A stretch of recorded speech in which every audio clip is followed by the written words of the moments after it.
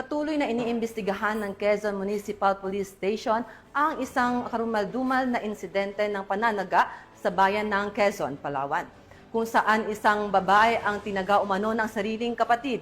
Yan ang tinututukan ni Patrolwoman Ferlyn Joy Cawile.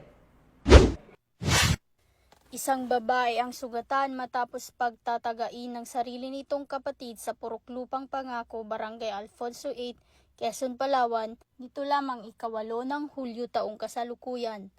Kinilalang biktima na si alias Ay, 30 taong gulang, single at residente ng nasabing lugar. Suspect naman ang kanyang nakatatandang kapatid na si alias Jenny, residente ng Barangay Maasin, Quezon, Palawan. Batay sa inisyal na investigasyon ng Quezon Municipal Police Station, bago ang pananaga ay nagkaroon umano ng pagtatalo ang magkapatid habang nag-iinuman. Matapos maubos ang iniinom na alak, lumabas ang biktima upang gumamit ng palikuran. Sinundan ito ng sospek na armado ng itak at biglang inatake ang kapatid, dahilan upang magtamo ito ng sugat sa kaliwang tuhod. Dahil sa ingay ng insidente, nagising ang mga boarders sa lugar kaya't agad na awat ang kaguluhan.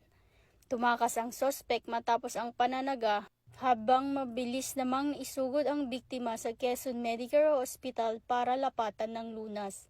Patuloy ang isinasagawang hot pursuit operation ng mga otoridad upang matunton at madikip ang sospek. Nagsasagawa rin ng follow-up investigation upang alamin ang ugat ng matinding pagtatalo ng magkapatid.